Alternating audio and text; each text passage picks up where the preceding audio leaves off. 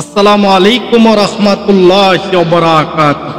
আলহামদুলিল্লাহ, আজকে আমরা অনেক গুরুত্বপূর্ণ আলোচনাগুলো করব ইনশাআল্লাহ। চেষ্টা করব আল্লাহ পাক যদি তৌফিক দান করেন। আজকের আলোচনার বিষয় প্রিয় নবী রাহমাতুল লিল আলামিন জনাবে মুহাম্মদুর রাসূলুল্লাহ সাল্লাল্লাহু আলাইহি ওয়াসাল্লাম ইরশাদ করেছেন, এই দুনিয়ার ভালোবাসা শুধু দুনিয়ার ভালোবাসা, আমাদের গুনাহের কারণ। এই দুনিয়া যারা ভালোবাসবে, এই দুনিয়াকে যারা ভালোবাসবে, আখিরাতকে যারা ভুলে যাবে।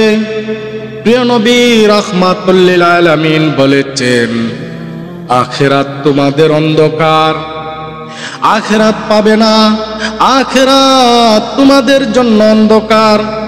কারণ দুনিয়ার ভালোবাসা তুমি পড়ে আছো, আখিরাতে তোমার চিন্তা নেই। আখিরাত নিয়ে যেই ব্যক্তি চিন্তা করে না, আমার রাসূল বলেছেন সেই ব্যক্তির জন্য জান্নাত হবে না। সেই ব্যক্তি কখনো জান্নাতের আশা করতে পারবে না।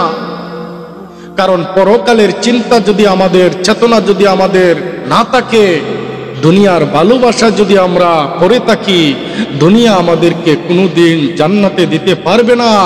দুনিয়ার ভালোবাসা যার অন্তরে আছে সে জাহান্নামী হয়ে যাবে। কারণ দুনিয়ায় আমাদের সব কিছু আমরা মনে করি, দুনিয়া ভাই আমাদের জন্য কিছু না। দুনিয়া আমাদেরকে জাহান্নাম ছাড়া জান্নাত দিতে পারবে না।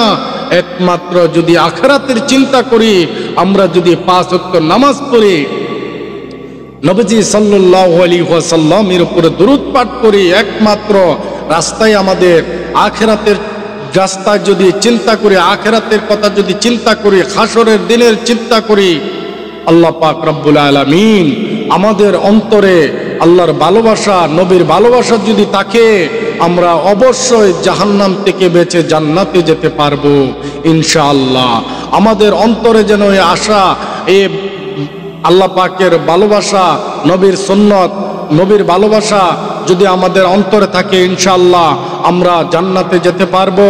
প্রিয় নবী রাহমাতুল লিল আলামিন জনাবে মুহাম্মদুর রাসূলুল্লাহ সাল্লাল্লাহু আলাইহি ওয়াসাল্লাম ইরশাদ করেছেন, দুনিয়ার ভালোবাসা শুধু গুনাহের কাজ। কারণ দুনিয়াকে যারা প্রাধান্য দেয়, দুনিয়াকে যারা ভালোবাসে, দুনিয়ার প্রেমে পড়ে গিয়েছ, ওই প্রেম তোমার জন্য সঠিক না।